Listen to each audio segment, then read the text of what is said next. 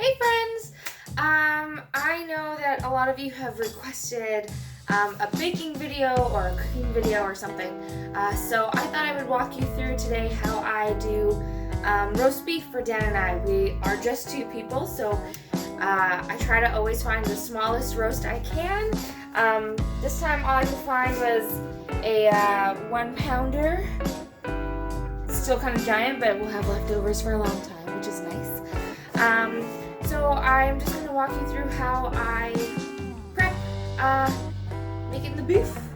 So one of the things that I like to do is make sort of like a butter mixture to coat it so it stays really juicy, really moist, and gets lots of flavor in it. So what I use for that is I use margarine or butter. So I just have a big tub here. I don't have any fresh garlic, so usually I would use that, but I'm not going to run out to the store just for garlic right now. So I'm actually just going to use garlic powder and onion powder, which I have not used before in this particular recipe, so we'll see. Sure, it'll be fine. And then also in that mixture is going to be a little bit of thyme, some rosemary leaves, and some parsley. So basically what I do is I end up kind of eyeballing it all and then slathering it. So let's get to it.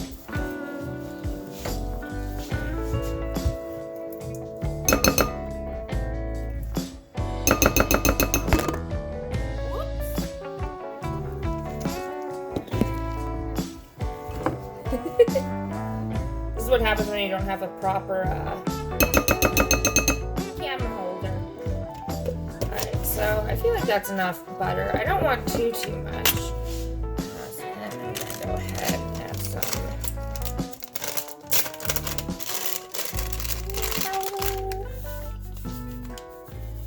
I don't know, like half a tablespoon maybe is what I did here. Oh, sorry, that was the garlic powder. And then same thing. Like half a tablespoon of onion powder.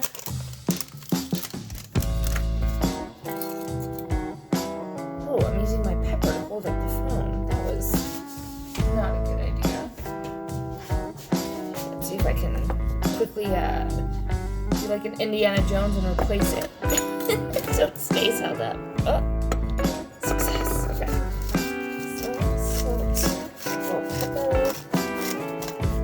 I don't know, to taste. Some people like a lot of pepper, some people like a little. Probably like a half teaspoon of salt there. Sorry. So I realize I'm not like really measuring stuff, but I usually just eyeball it anyways. Make sure if you're using actual butter that you're using soft butter. And just a little bit of thyme. Usually I would like throw some fresh sprigs of thyme and fresh sprigs of rosemary on top of it. But, you know, again, I don't want to go to the grocery store. Alright, so I'm just going to mix all of that up. And what this will kind of do too, like on top of the meat, is make like a bit of a crust. So like I said, it helps keep all the moisture in. Alright. Super easy. And let's slobber this meat. Alright, so I'm using gloves because I don't like to touch the meat. I think it's icky.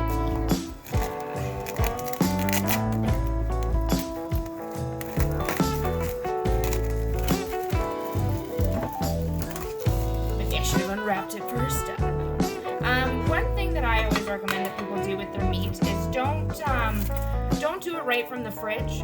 Always try to get your meat, especially your red meat. I don't think you really need to do it for chicken or for pork, but for red meat, always make sure to try to bring it up to room temperature. That way it's going to cook evenly all the way through, and you know that way there's no spots that are cooler than other spots or warmer than other spots, just because when you're cooking to certain temperatures, so if you want some of it to be medium rare, some of it more rare, it's easier for you to judge that way.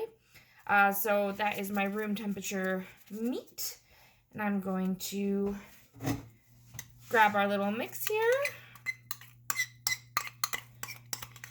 We'll slop it all on top. It smells super good. I'm already very excited. And then you're just going to coat the whole thing, like make a nice layer over the top here. Get a little on the sides. And like, it doesn't, like, it's okay if you see bits of your meat because it's all going to like melt into your beef, right? So, oh my gosh, I'm already super excited about this. Also, a shout out to Dan for my Wonder Woman apron. I really like it. I think it was a Christmas gift or Valentine's gift or something. One of the two. All right, so nice little meat massage there. All right, that looks pretty good. I also recommend do this step in the dish you're going to be cooking it in. That way you don't end up like wasting any butter from transferring it from like a different plate to your roasting dish. And if you're really messy like me, I got it all over the sides. That'll all just kind of melt in. And then all the juices that you use to make your gravy are going to be extra delicious. So yeah, that's how I start with my beef. And next step that we'll do is put this guy in the oven at a relatively low temperature. I usually do like 350, and then depending on the size, depends on your time. Usually I'm not a timer person, but I'm really specific about how I like my beef.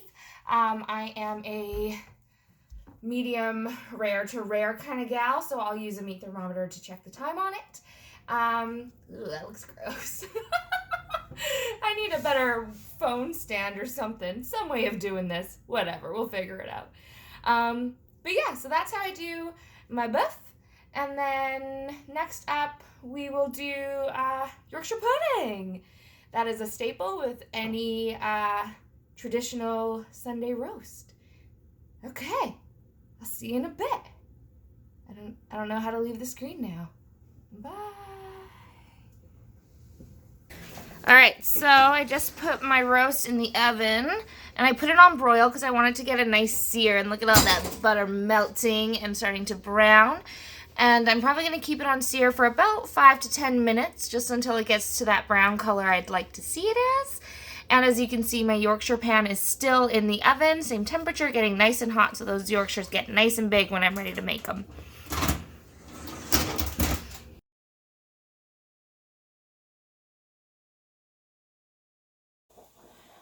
Alright, so I just wanted to show you my beef is basically done and beautiful, and now I'm just going to let it rest while I finish putting everything else together. Ooh, baby, this is going to be good.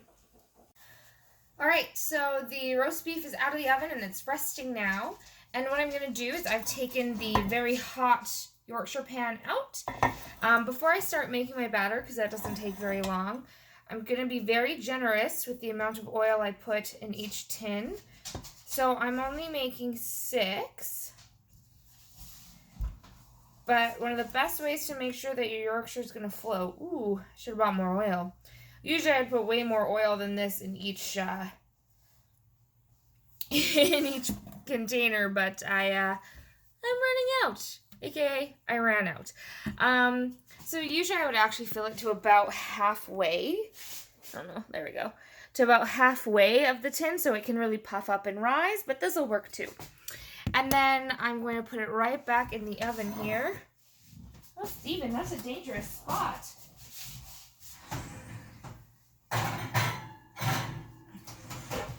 And I cranked the oven heat up to 425. So this is the part that some of you may have a bit of an issue with, because I use store-bought. I thought I had really good success with it. I use 2.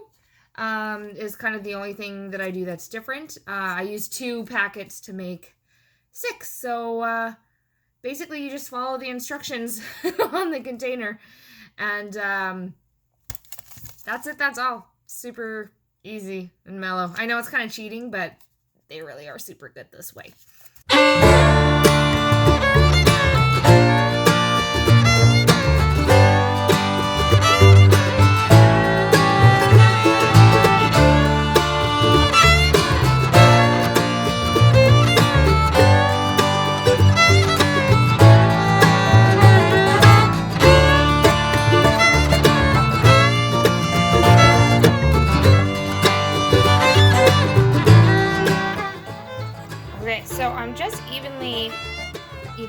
dish, dividing the batter. So you want it to do that sizzling. You want it to be kind of sunk into the oil. I realize that seems really, probably kind of gross for people, especially if you're like a health freak, but like Yorkshire pudding is not a health food. Yeah. It's not a health food item, so if that's what you were hoping for, please, you are wrong. And basically what'll happen is it'll sink kind of in and then make that poof. So back in the oven we go. The hardest part is the patience. You can't really see it, but they're right there. Oh, they're rising so beautifully. The thing with Yorkshire pudding is that it's like a souffle. Sorry, a souffle. If you open and close the oven all the time and keep letting the air in and out, that's part of what makes them drop so quickly for a lot of people. So you really want them to settle into their size before you start opening the oven. Alright, so gravy time, the best part. So I'm just going to add my drippings into this water.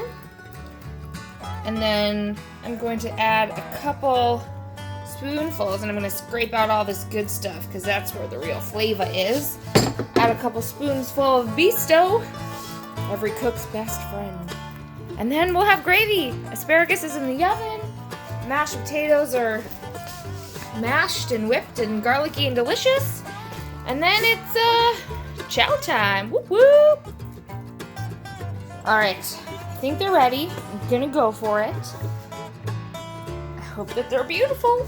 That'll be embarrassing. Oh yes. Look at those.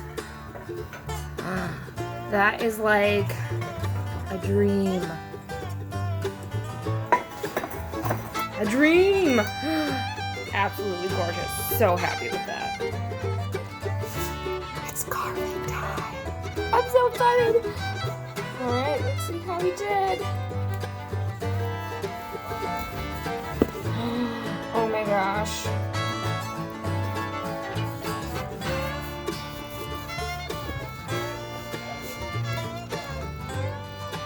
That is beautiful.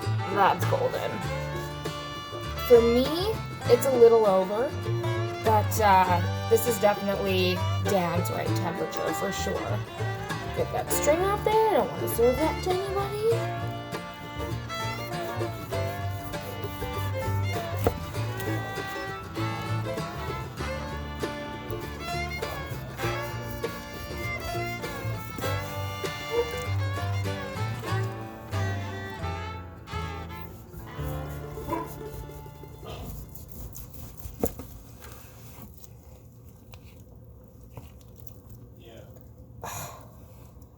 Like, look how juicy that is.